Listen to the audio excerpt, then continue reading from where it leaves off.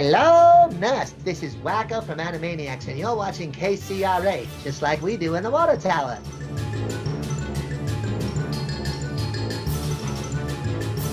I began as a studio singer. Well, first I was a rock singer because I had the right hair for it. And then I became a studio singer.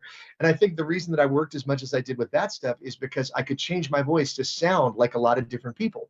So if they wanted to have Michael Bolton sing about Folgers Coffee, but they didn't want to pay Michael Bolton, they paid me a lot less to imitate him and sing about Folgers Coffee. And it worked out, you know? So I was doing all that stuff. And when I would be on the mic singing commercials, I'd always just do voices because I've always loved voices and been fascinated with them. And a guy that I did singing for said, "Hey, I'm doing the music for a ride at Disney. You might have heard about this ride this year too, called Splash Mountain."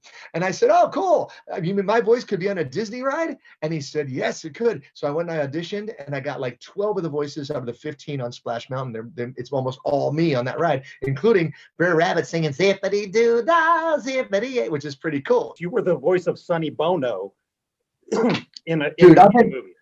I've been the voice of everybody, and because it's like stunt singing, you know, it's like in the Disney movie Pocahontas years ago, Mel Gibson, you know, I've stepped into singing for people tons and tons of times, and a lot of the time they don't even know about it, and I meet them later, and they go, I say I worked on a record. They go, "Yeah, I was singing really good on that record." And I'm like, "Well, it wasn't really, man, but if it makes you happy." With the Sonny Bono thing, I've done a lot of those biopics where they need singing, and with him, God bless him, man, and God bless his soul. But that's the only job I ever did when they said, "Yeah, can you sing a little worse? Just sing a little bit worse, man." Because he, you know, he was right back in here saying, "I got you, babe." Everybody thinks it's Ringo, and it's not Ringo. I'll tell you the way it came about is I read for Wacko. I wanted to read for Wacko right away because I read that his name was Wacko and he wore no pants. And I thought, okay, I can relate to both of these things. So I wanted to read for Wacko, and I went in there and I just did some crazy cartoon voice. I don't even remember what it was, but it was good enough, I guess, that I got a call back. When I went in there, Andrea Romano, who's probably the most decorated animation voice director of all time. She's got more Emmys than the Academy has. And she said, "Hey, I know you do all these impressions," because I do a lot of voice matching for people. And she said, "Why don't we do try with some impressions?" And I said, "Well, who do you want?" And she said, "How about Elvis?" And that would have been pretty weird. Elvis going, "Hello, nurse. Man, I got a potty emergency." That would have been kind of weird. You know what I mean? So after I did that one, she said, "What about the Beatles?" And I said, "Well, which one?" And she said, "What do you mean? Don't they all sound pretty much the same?" And I said, no. It's a common misconception. Because, you know, first of all, you got John. And John's voice to me was always sharp and in his nose. And it sounded, you could actually hear his nose when he was talking, you know. Then there's Paul, and Paul's voice is a bit more like light and back in the throat and a bit more chipper. Hey, cheerio, great, all that. Then there's George. And George always sounded to me like he was congested and getting over a cold, you know. And then Ringo was down there at the bottom. So you got all four of them. So she said, "Well, why don't we try John?" So I'm doing John. Then they showed me a picture of Wacko. And in animation, pictures really fill in the blanks for you, man. Because as soon as I saw him, and I was doing it like, "Well, I don't know, Dr. Scratch and Sniff, what do you think we should do?" And then she showed me the picture, and I went, "Oh, so he's a real little guy." She said, "Yeah." I said, "Well, he can't have a man's voice."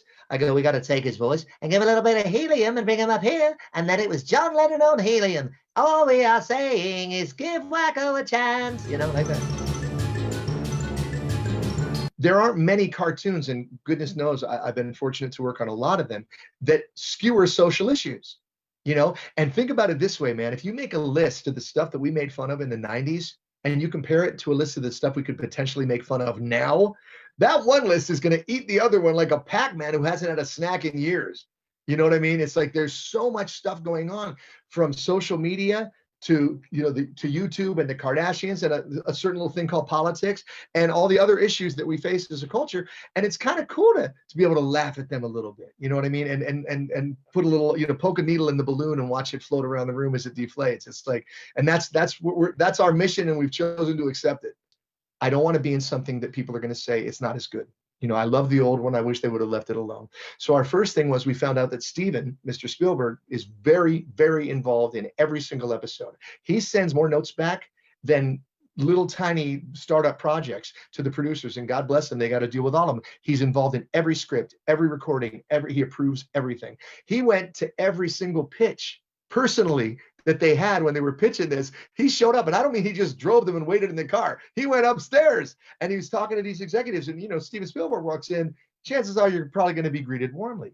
Then he put this team together for us, which, although it isn't the same incredible team we had on the first thing, we were a little nervous about that too. A guy named Wellesley Wild, a guy named Gabe Swar, and bro, they rose to the challenge. They wrote amazing scripts, and we have amazing songs. You remember how big the songs are in Animaniacs? We have kept that tradition alive. We're doing Broadway musicals. We're doing Animaniacs music. So we kept breathing collective sighs of relief, just going, they got it right. We're going to be just fine. What we want you to do is watch it when you're 8 and watch it again at 18 and 28 and 38 and have a different experience each time. And what's really cool is on the old episodes, you know, it's a fine line too, because like we did an episode, Dave, all about the 2020 Olympics. Well, guess what? There was no 2020 Olympics. So some of these things, it's a fine line between being topical and being so time specific that in 5 years, people are going to go, I don't have the slightest idea what they're talking about because I don't remember that.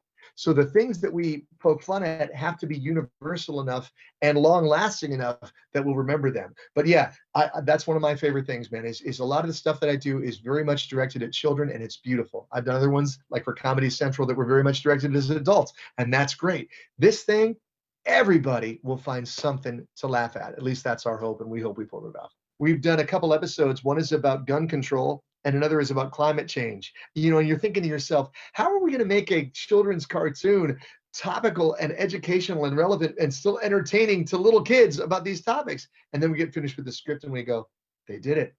We couldn't have picked a better time to have this show come back than 2020, and specifically November 2020, because, you know, it's been a brutal year. The year's wrapping up. We're entering the holidays. Let's have something fun to do and share just for a few minutes, because we know that we're not saving the world, but we are going to try our damnedest to make the world smile at least for a minute, you know?